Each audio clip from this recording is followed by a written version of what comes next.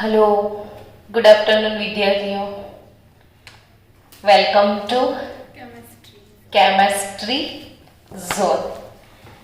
આજે ઓર્ગેનિક કેમેસ્ટ્રીમાં એક સરસ મજાનો ટોપિક તમારે ભણવાનો છે અને એ ટોપિક એટલો બધો અગત્યનો છે કે દરેક ઓર્ગેનિક પ્રક્રિયાઓ માટેનો બેઝિક ટોપિક કહેવાય.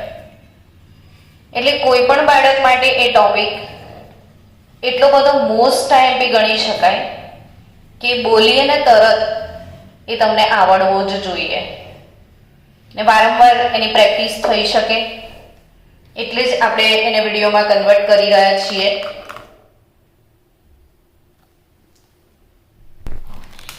આપણે ઇલેક્ટ્રોન અનુરાગી વિસ્થાપનની શરૂઆત કરીએ. કયો ટોપિક છે? ઇલેક્ટ્રોન અનુરાગી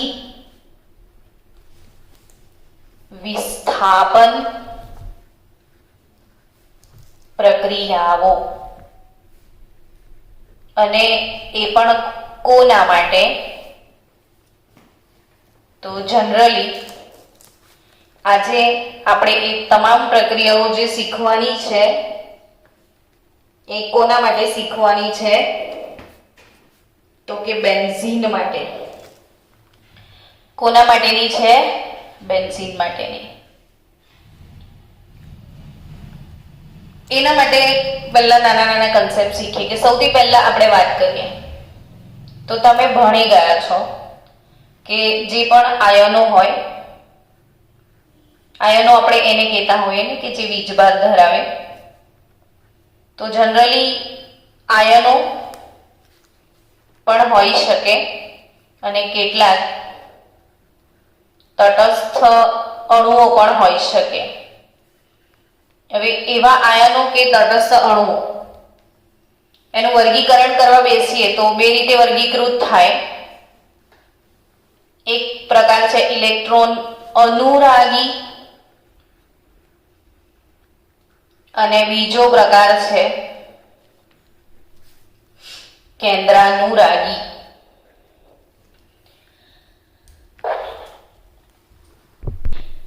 આયનો અથવા તટસ્થ અણુ કેટલી પ્રકારના હોય? બે પ્રકારના હોય જનરલી, ઇલેક્ટ્રોન અનુરાગી અને કેન્દ્રાનુરાગી. હવે આપણે ઇલેક્ટ્રોન અનુરાગી શબ્દને સમજીએ તો શું શબ્દ થાય કે ઇલેક્ટ્રોન માટે અનુરાગ. શું શબ્દ થાય? ઇલેક્ટ્રોન માટે અનુરાગ. અને અનુરાગ શબ્દ માટે ગુજરાતી શબ્દ બીજો કયો છે? આકર્ષણ. તો ઇલેક્ટ્રોન અનુરાગી એટલે જેમને ઇલેક્ટ્રોન માટે આકર્ષણ હોય તે. તો કે ઇલેક્ટ્રોન માટે આકર્ષણ કોને હોય? વિચારો. તો કે ધન આયનને હોય. કોને હોય? ધન આયનને. એટલે જેટલા ધન આયનો છે એમને ઇલેક્ટ્રોન માટે આકર્ષણ હોય. અથવા ઇલેક્ટ્રોનની ઉણપ ધરાવતા અણુઓ. કેવા અણુ? ઇલેક્ટ્રોનની ઉણપ ધરાવતા, જેમ કે BF3, AlCl3. આ બી સમજાવી દઉં સાથે સાથે. એલ્યુમિનિયમ કયા સમૂહનો સભ્ય અને બોરોન કયા સમૂહનો?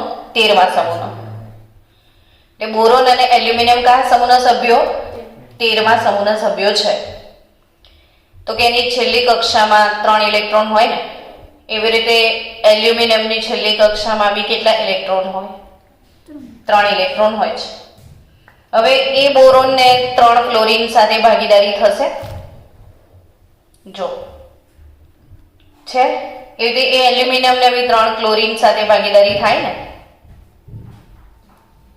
હવે એમની છેલ્લી કક્ષામાં વિચારો તમે તો 1 2 3 4 5 6 જ ઇલેક્ટ્રોન છે. આની છેલ્લી કક્ષામાં બી કેટલા છે? 6. અષ્ટક પૂર્ણ હોવું જોઈએ ને. 8. કેટલા છે?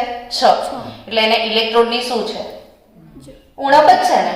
તો ઓબ્વિયસલી એ લોકોને પણ ઇલેક્ટ્રોન માટે આકર્ષણ હોય. એટલે આ ઇલેક્ટ્રોન અનુરાગી તટસ્થ અણુઓ કહેવાય. શું કહેવાય? ઇલેક્ટ્રોન અનુરાગી તટસ્થ. યાદ રહ્યું? ફરીથી એકવાર, આ લોકો શું કહેવાય?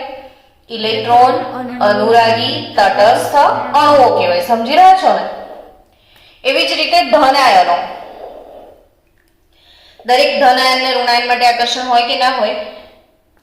તો કે એવા ધન આયનો જો NO2+, SO3H+, methyl plus, એથાઇલ plus, એવી રીતે આલ્કાઇલ, કોઈ બી આલ્કાઇલ પ્લસ હોઈ શકે, ક્લોરાઇડ પણ પ્લસ હોઈ શકે, બ્રોમાઇડ પણ પ્લસ હોઈ શકે, ક્લોરાઇડ બ્રોમાઇડ માઇનસ બી હોઈ શકે, પ્લસ બી હોઈ શકે. એ કેવી રીતે પ્લસ હોય આપણે આગળ ધીરે ધીરે સમજીશું.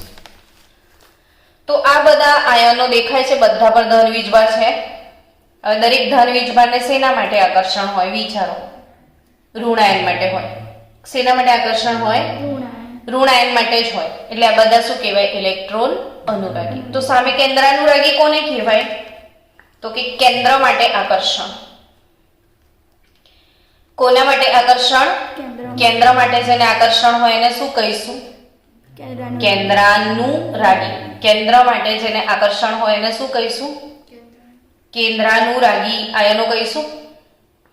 અને આ જે કેન્દ્રાનુરાગી આયનો છે જેને કેન્દ્ર માટે આકર્ષણ છે એ બધા કોણ? તો દુનિયાભરના ઋણ આયન અથવા અહીંયા બી તટસ્થ અણુઓ હોઈ શકે.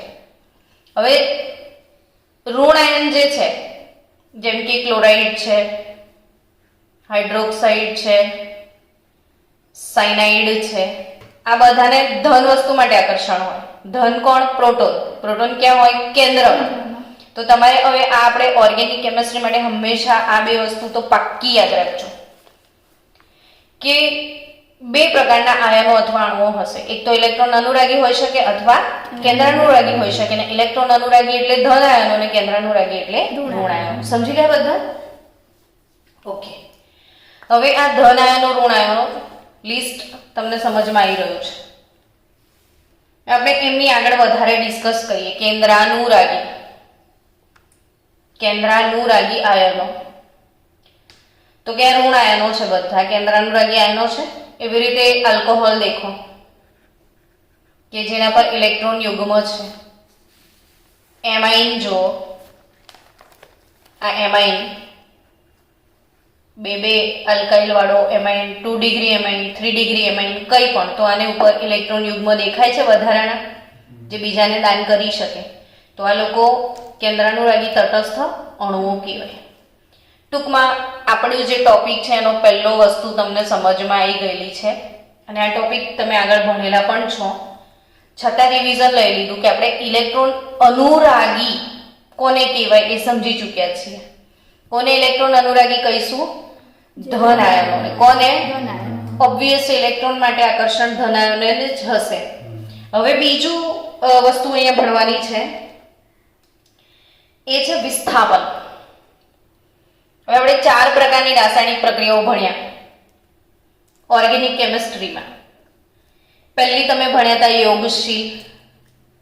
I1 તૂટે ને કશુંક ઉમેરાય. આ કઈ પ્રક્રિયા છે? જ્યારે કશુંક આવે ને કશુંક જાય. ફોર એક્ઝામ્પલ, ધારો કે આ બેન્ઝીન છે. ધારો કે શું? આ બેન્ઝીન જ છે ને. આ બેન્ઝીને અહીંયા દરેક જગ્યાએ હાઇડ્રોજન હોય છે, આપણે દોરતા નથી પણ છે એ તો ખબર છે ને. અહીંયા દરેક કાર્બન સાથે એક હાઇડ્રોજન છે. હવે જો બેન્ઝીનના સાથે કોઈ ઇલેક્ટ્રોન અનુરાગી એટલે ધન આયન આવે, ઇલેક્ટ્રોન અનુરાગી આયન આવ્યો, એ બેન્ઝીનના આ પાઈ વાદળથી આકર્ષાય અને અહીં આગળ બેન્ઝીન આવી ગયો, NO2 આવી ગયો, સોરી. તો NO2 એ અહીંયા સ્થાન લીધું, NO2 એ અહીંયા સ્થાન લીધું, તો અહીંથી કોનું સ્થાન દૂર થયું? H+ નું. શું દૂર થયું? H+. NO2+ એન્ટર થયો અને H+ દૂર થયો. તો આને કયો બેન્ઝીન કહેવાય? Nitro benzene. હવે આમાં શું સમજ્યા તમે કે આ કેન્દ્રાનુરાગી છે, સોરી ઇલેક્ટ્રોન અનુરાગી આયન છે અને અહીં પણ H+ ઇલેક્ટ્રોન અનુરાગી છે. એક વસ્તુ આવી ત્યારે બીજી वस्तु गई. जब कोई आता है तब कोई जाता है. उसे हम क्या बोलते हैं? विस्थापन. पर धन आयन आता है और धन आयन जाता है ना? क्या आता है, क्या जाता है? धन आयन जब आता है और धन आयन ही जाता है तो एवी इलेक्ट्रॉन अनुरागी विस्थापन प्रक्रियाओं કહેવાય. કન્સેપ્ટ ક્લિયર ને બધાનો? ચલો ફરીથી એકવાર મને સમજાવી દો. શું ભણવા જઈ રહ્યા છીએ આપણે? ઇલેક્ટ્રોન અનુરાગી વિસ્થાપન પ્રક્રિયાઓ બેન્ઝીનની. કોની? બેન્ઝીનની. ચલો તમામ બાળકો જોડે જોડે લખતા પણ જજો. ફરી એકવાર, ઇલેક્ટ્રોન અનુરાગી એટલે ધન આયન ને વિસ્થાપન એટલે એક સમૂહ આવે ત્યારે બીજો સમૂહ દૂર થાય. તો હવે આપણે ધીરે ધીરે બધા ચાર્ટ તરફ આગળ વધીએ. બેન્ઝીનનું નાઇટ્રેશન સમજાવો એવું પૂછાશે. આ બધું અહીંયા ઓકે છે ને? શું શીખવા જઈ રહ્યા છીએ? બેન્ઝીનનું નાઇટ્રેશન. શું? બેન્ઝીનનું નાઇટ્રેશન. બેન્ઝીનનું નાઇટ્રેશન. હવે તમારે અહીંયા શું યાદ રાખવાનું છે કે તમે નાઇટ્રેશન શબ્દ બોલો છો ને? શું બોલો છો? નાઇટ્રેશન. શું બોલો છો? તો તરત તમારે યાદ રાખવાનું છે કે NO2+ ઉમેરવાની પ્રક્રિયા. એટલે ક્યારેક બી આપણે હવે બોલીએ ક્લાસમાં કે નાઇટ્રેશન, તો તમે શું બોલશો? NO2+ ઉમેરવાની પ્રક્રિયા. તો આમ જ લોજિકલી વિચારો કે નાઇટ્રેશન આપણે હાઇડ્રોજિનેશન કોને કહેતા હતા? હાઇડ્રોજન ઉમેરતા હતા ત્યારે. ક્લોરિનેશન કોને કહેતા હતા? ક્લોરીન ઉમેરતા હતા. એક્ઝેક્ટલી. તો નાઇટ્રેશન કોને કહીશું? નાઇટ્રોજન. NO2 ઉમેરીશું, એને શું કહીશું? નાઇટ્રેશન. સમજી રહ્યા છો? હવે આ નાઇટ્રેશન માટે તમારે વિચારવાનું છે કે NO2+ ઉમેરવાનો છે તો આપણે પ્રક્રિયક તરીકે શું લેવું પડશે? તો પ્રક્રિયક તરીકે તમારે લેવાનો છે સાંદ્ર HNO3. આમ બી લોજિકલી ખબર પડીએ કે NO2 કયા એસિડમાં છે? તો HNO3 માં. ને એના સાથે એનો ઉદ્દીપક લેવાનો છે સાંદ્ર સલ્ફ્યુરિક એસિડ. ઉદ્દીપક તરીકે શું લઈશું? સાંદ્ર સલ્ફ્યુરિક એસિડ. સાંદ્ર સલ્ફ્યુરિક એસિડ. તો બેન્ઝીન એની સાંદ્ર HNO3 સાથે પ્રક્રિયા થશે સાંદ્ર H2SO4 ની હાજરીમાં. પણ પહેલા પ્રક્રિયક અને ઉદ્દીપક વચ્ચે પ્રક્રિયા થશે. એટલે પહેલી પ્રક્રિયા કોના વચ્ચે થશે સમજજો? HNO3 પ્લસ H2SO4 વચ્ચે. કોની વચ્ચે થશે? HNO3 plus. હવે બાળકો સમજીને કે આ જે HNO3 છે ને એમાંથી NO2+ નીકાળી દો તો શું વધશે? વિચારો કે દેખો એક N જતો રહ્યો, બે O જતા રહ્યા, એક O બચ્યું, બચશે શું? તો કે OH-. સમજી રહ્યા છો? એવી રીતે H2SO4 નો ડિવિઝન કરો તો એક H+ અને બીજું શું વધશે? HSO4-. ડન. તો જે વધ્યું છે એ લખી દો. હવે તમે વિચારો કે તમારે શું જોઈતો હતો આમાં? તો NO2H+ જોઈતો હતો. તો NO2+ આવી ગયો તમારે જે જોઈતો હતો એ. હવે OH- ને H+ શું બનશે?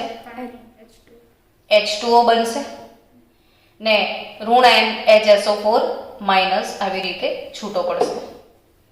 તો આ સમજવું બહુ જરૂરી છે નાઇટ્રેશનમાં કે HNO3 plus H2SO4 gives NO2 plus H2O plus HSO4-. Done. હવે આ બેન્ઝીન લઈએ છો.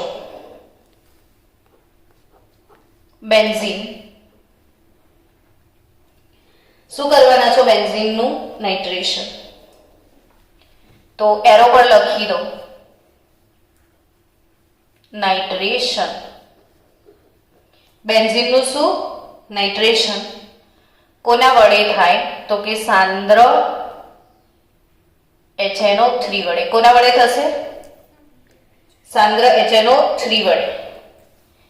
ઉદ્દીપક કોણ હશે? સાંદ્ર H2SO4. ઉદ્દીપક કોણ હશે? સાંદ્ર H2SO4. તાપમાન 323 થી 333 કેલ્વિન લેવાનું છે અને દૂર થશે પાણીનો અણુ. હંમેશા પહેલા પ્રક્રિયાનું નામ લખાય. પછી એનો પ્રક્રિયક લખાય, પછી ઉદ્દીપક ચોરસ કૌંસમાં લખાય, પછી તાપમાન લખાય ને પછી જે દૂર થાય છે ને એ લખાય.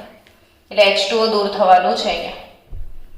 એટલે બેન્ઝીનની રિંગ પર શું આવી જશે તો કે તમે શું કર્યું?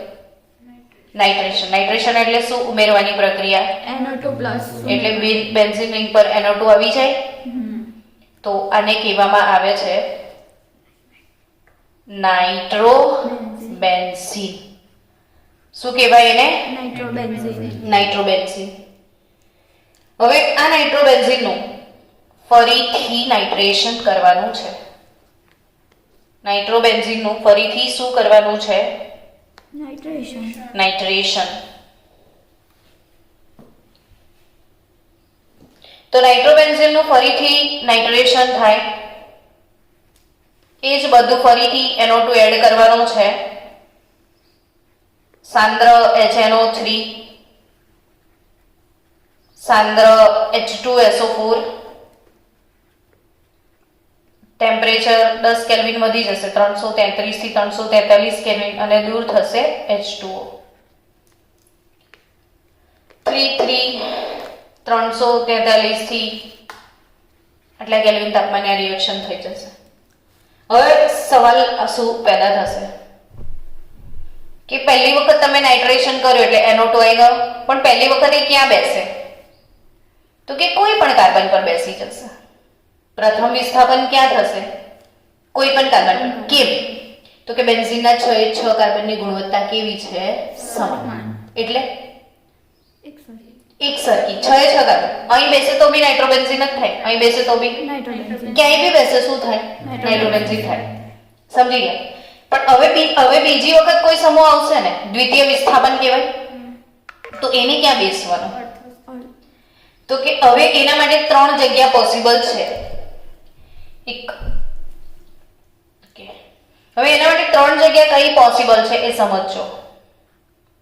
કે આ જે પણ વિસ્થાપન થઈ રહ્યું છે એ પ્રથમ વિસ્થાપન અને પછી દ્વિતીય વિસ્થાપન હોય એટલે 1 2 પોઝિશન થાય. પ્રથમ અને તૃતીય વિસ્થાપન એટલે 1 3 પોઝિશન થાય. અને પ્રથમ અને ચતુર્થ વિસ્થાપન એટલે 1 4 પોઝિશન થાય. એટલે 1 અને 2. હવે બીજા સ્થાન પર બી ફરી કશું આવે તો એ કયો સમઘટક કહેવાય એવું મને કહો. ઓર્થો કહેવાય ને. 1 અને 3 ને તમે શું કહેશો? મેટા. અને 1 અને 4 ને શું કહેવાનું છે? પેરા. 1 4 એટલે કઈ પોઝિશન? પેરા. એટલે દ્વિવિસ્થાપિત બેન્ઝીનને 3 સમઘટકો છે, ઓર્થો, મેટા અને પેરા. હવે પ્રશ્ન શું થાય કે ફરીથી NO2 આવશે ને તો એને ક્યાં બેસવાનું? તો એક વસ્તુ યાદ રાખજો કે દ્વિતીય વિસ્થાપન વખતે નવો દાખલ થતો સમૂહ કયા સ્થાન પર દાખલ થાય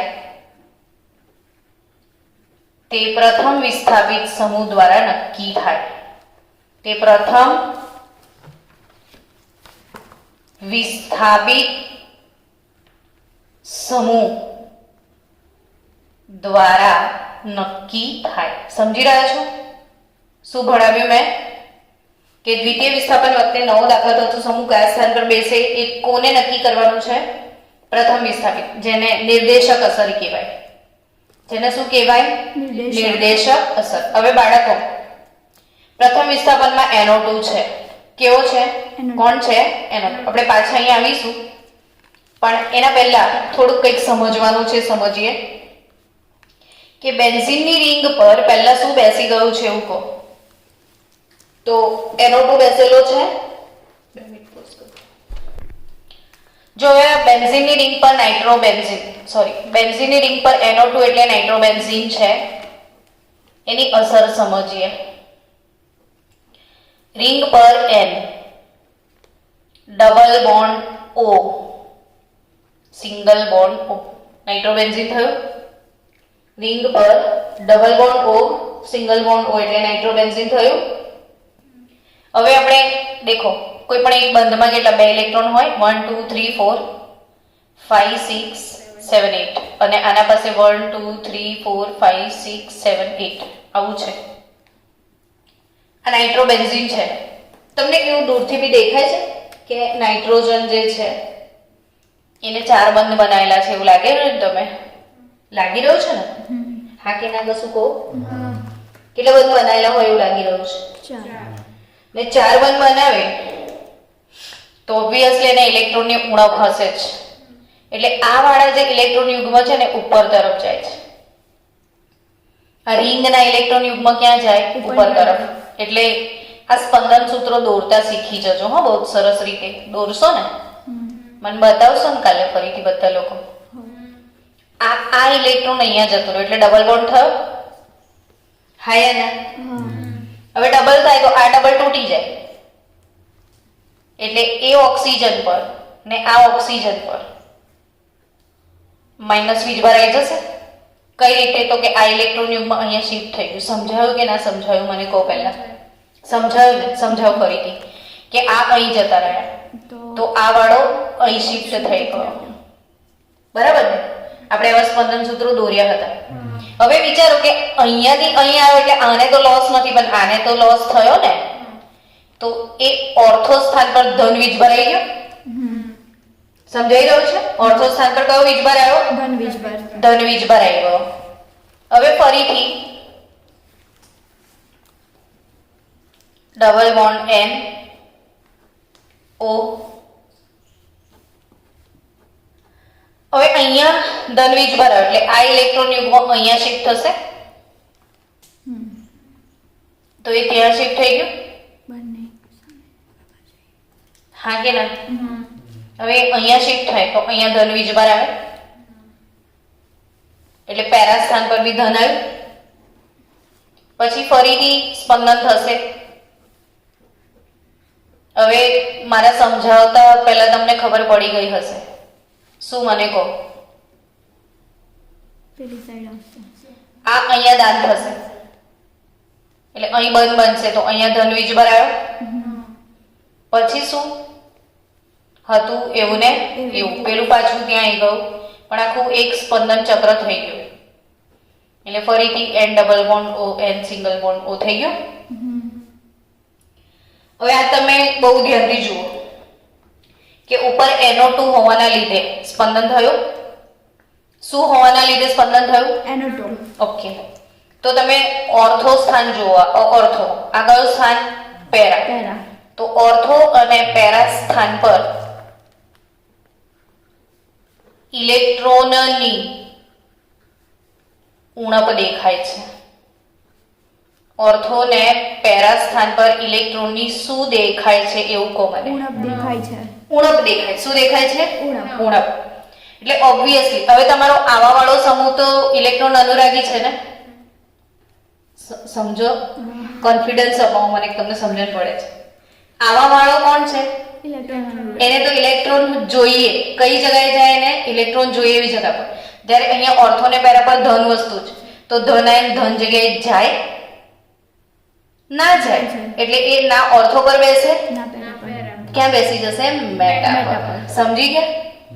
એટલે બેન્ઝીનની રિંગ પર ઇલેક્ટ્રોન આકર્ષક સમૂહો બેસેલા છે ને જ્યારે ઇલેક્ટ્રોન આકર્ષક સમૂહ બેસે તો દ્વિતીય વિસ્થાપન એટલે હવે NO2 એ મેટા નિર્દેશક સમૂહ થયો.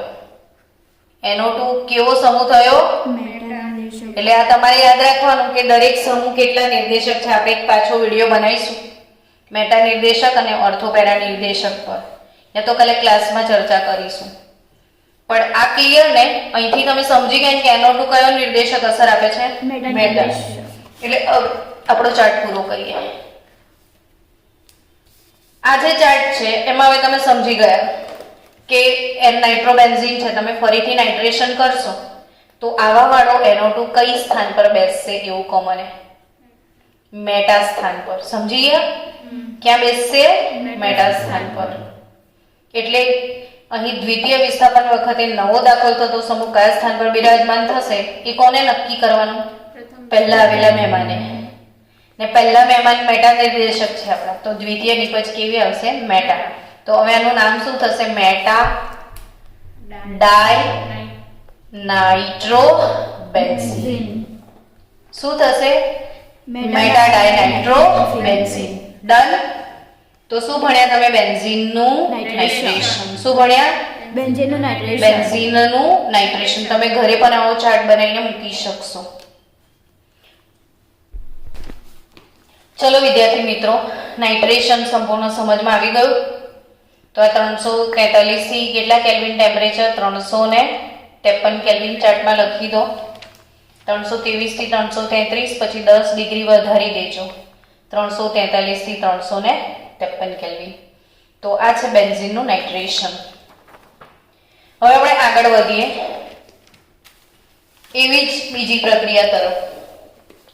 બેન્ઝીનનું નાઇટ્રેશન ભણ્યા પછી નેક્સ્ટ ટોપિક છે બેન્ઝીનનું સલ્ફોનેશન. બેન્ઝીનનું શું? સલ્ફોનેશન. બેન્ઝીનનું સલ્ફોનેશન. શું? બેન્ઝીનનું સલ્ફોનેશન. ઓકે. સલ્ફોનેશન નો અર્થ શું? એવું વિચારવા લાગ્યું ને તમને કે નાઇટ્રેશન તો અમને ખબર પડી ગઈ હતી કે NO2+ ઉમેરવાની પ્રક્રિયા. તો પછી બેન્ઝીનનું સલ્ફોનેશન શું હશે? તો શું ઉમેરવાની પ્રક્રિયા? SO3H+ ઉમેરવાની પ્રક્રિયા. શું ઉમેરવાની પ્રોસેસ છે? SO3H+.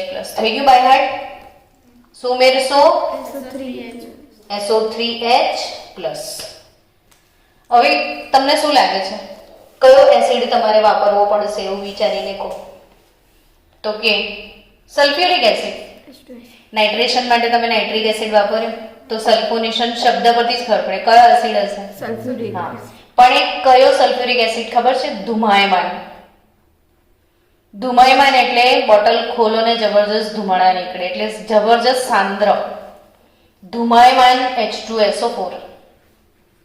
અથવા બાળકો ધુમાયમાન H2SO4 ના લખેલું હોય તો સાંદ્ર H2SO4 વત્તા SO3 લખેલું હશે. તો સાંદ્ર H2SO4 પ્લસ SO3 એટલે શું? તો ટોટલ કરો તો ખબર પડશે. H2S2O7 અને એને ઓલિયમ એવું કહેવાય. શું કહેવાય? યાદ રહ્યું? સલ્ફોનેશનમાં શું વાપરવાનું છે? સાંદ્ર સલ્ફ્યુરિક એસિડ, એટલે ધુમાયમાન સલ્ફ્યુરિક એસિડ ઓલિયમ. હવે H2SO4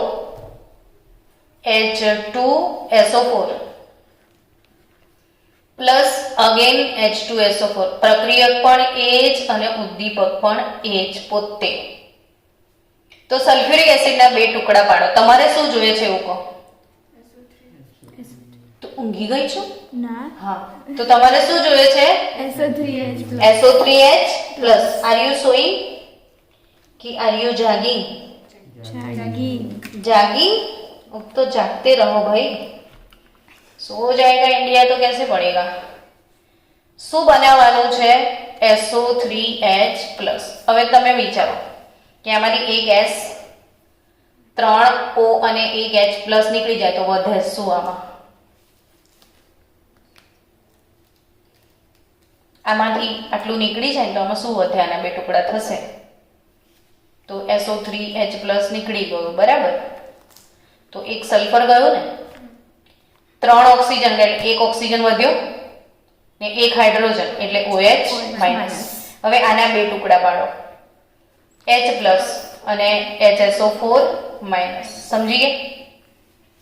હવે કોણ કોની સાથે કનેક્ટ થશે કહો તો મને? તો કે SO3H+ તો લખી દીધું જે બેન્ઝીન પર જવાનું છે, પણ H+ અને OH- ભેગા થઈને શું બનશે? પાણીનો અણુ બનશે કે નહીં? અને ફરીથી શું બનશે? HSO4-. અચ્છા, તમને એવો પ્રશ્ન થવો જોઈએ કે આનું શું થશે પછી? તો કે આપણે વિસ્થાપન પ્રક્રિયા ભણ્યા ને, તો બેન્ઝીનની રિંગ પર NO2 આવ્યો તો અહીંથી H+ ગયો હતો ને, એ H+ આની જોડે જોડાઈ જશે પાછો, એટલે H2SO4 જેવો છે એવો એન્ડમાં પાછો મળી જાય. તમને ખ્યાલ હશે કે ઉદ્દીપક પ્રક્રિયામાં ભાગ લેતો નથી, પરંતુ પ્રક્રિયાના અંતે જેવો છે તેવો મળી જ જાય પાછો, એટલે આ પાછો સલ્ફ્યુરિક એસિડ જેવો છે એવો મળી જશે. હવે આ જ સલ્ફોનેશન ને સમજીએ ડિટેલમાં. શું દૂર થયું ખબર પડી ગઈ? H2O દૂર થશે. ચાર્ટ બનાવી દઈએ હવે આખો. હવે તમે મને શીખવાડો કે મારે સૌથી પહેલા બેન્ઝીન લખવાનું ને, એરો પર શું લખવાનું એવું કહો. કમ ઓન, એરો પર મારે શું લખવાનું? સલ્ફોનેશન. એટલે એરો પર હંમેશા શું લખાય? પ્રક્રિયાનો પ્રકાર. તો પ્રક્રિયાનો પ્રકાર શું છે? સલ્ફોનેશન. ચલો પછી શું લખવાનું? તો કે પછી તમે જે નાખવાના છો તે ધુમાયમાન સલ્ફ્યુરિક એસિડ એટલે સાંદ્ર H2SO4 SO3 નાખવાના છો તો એ લખાય. પછી શું આવે? ઉદ્દીપક, પણ આ પોતે જ ઉદ્દીપક છે.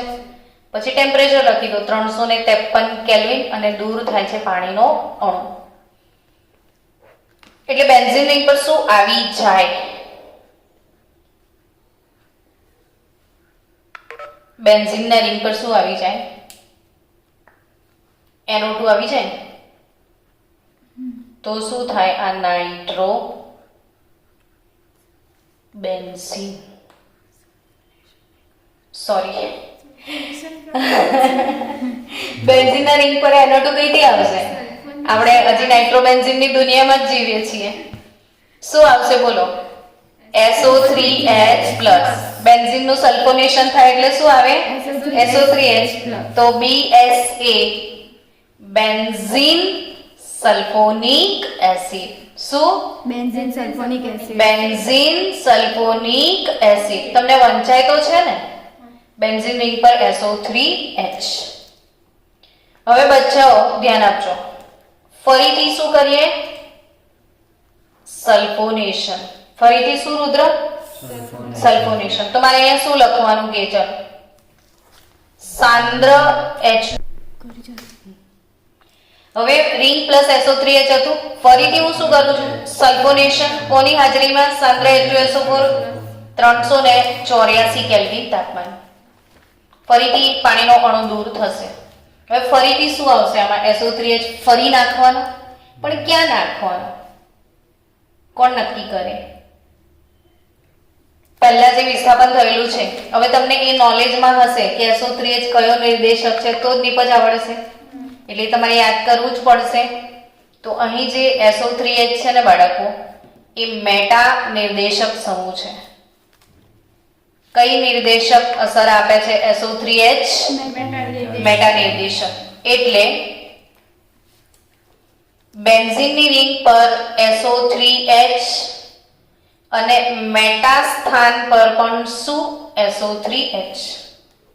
રિંગ પર SO3H અને મેટા સ્થાન પર પણ SO3H, એટલે BDS, બેન્ઝીન. બેન્ઝીન મેટા ડાય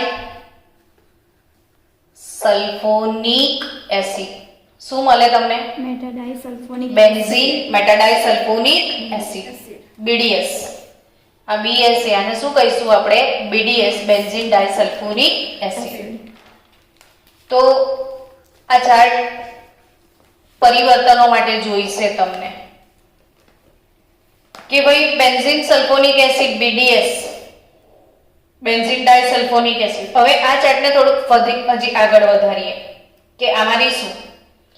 તો કે આ જે બેન્ઝીન સલ્ફોનિક એસિડ છે ને, એનું ઘન NaOH, ઘન NaOH સાથે પીગલન પ્રક્રિયા કરીએ. કઈ પ્રક્રિયા? પીગલન. ગરમ કરવાનું ઘન NaOH સાથે. તો જે NaHSO3 છે એ દૂર થઈ જશે. તો નિપજ તરીકે એક નવું જ નજરાણું મળશે તમને બેન્ઝીન રિંગ પર. હવે યાદ રાખજો કે SO3H જે છે એનું પીગલન થાય તો એનું રૂપાંતરણ OH માં થઈ જાય. જાદુગર છે આ. પીગલન એક જાદુગર છે. SO3H ને આલતું ફાલતું SO3H માંથી શું બનાવી દે છે? OH. સમજી ગયા? તો અહીં આવી ગયું OH એટલે SO3H ગયું, શું આવી ગયું? OH ને આને કહેવામાં આવે છે ફિનોલ. શું કહેવાય? ફિનોલ. તો એ જ રીતે આનું પીગલન કરીએ તો શું થાય? થાય ને એવો પ્રશ્ન તમને. તો કે ઘન NaOH વાપરો, ગરમ કરો, પીગલન થશે, NaHSO3 દૂર થશે,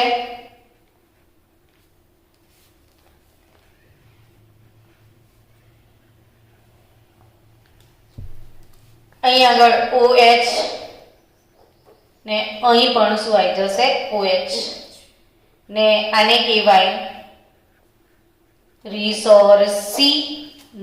શું કહેવાય? રિસોર્સિનોલ. ફિનોલ છે ને આ શું છે? રિસોર્સિનોલ. તો બેન્ઝીનનું સલ્ફોનેશન કરો. બેન્ઝીન સલ્ફોનિક એસિડ મળે છે, એનું ફરીથી સલ્ફોનેશન કરો, બેન્ઝીન મેટાડાઇસલ્ફોનિક એસિડ મળે છે, એનું પીગલન કરો તો ફિનોલ ને આનો પીગલન કરો તો રિસોર્સિનોલ. હવે આનો ઉપયોગ શું થાય ને એવું તમને તો કાર્બનિક પરિવર્તનો તમને ઓર્ગેનિક કેમિસ્ટ્રીમાં આવશે. તેમાં કાર્બનિક પરિવર્તનોમાં એમ પૂછે કે બેન્ઝીનમાંથી ફિનોલ. શું પરિવર્તન પૂછે? બેન્ઝીનમાંથી ફિનોલ. આવા 2 માર્ક્સના પરિવર્તન આવે. તો કેવી રીતે લખવાનું? તો કે જો બેન્ઝીનનું પછી શું કરો તમે?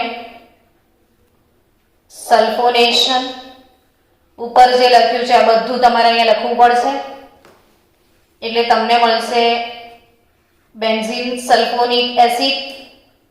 પછી તમે એનું કરી દો પીગલન ઘન NaOH સાથે તો તમને મળશે ફિનોલ. એટલે આમાંથી તમારે આ રીતે કટઆઉટ કરીને ટુકડો લેવાનો છે. સમજ પડી કે ના પડી? શું પૂછે? બેન્ઝીનમાંથી ફિનોલ. તો કેવી રીતે કરવાનું સમજ પડી?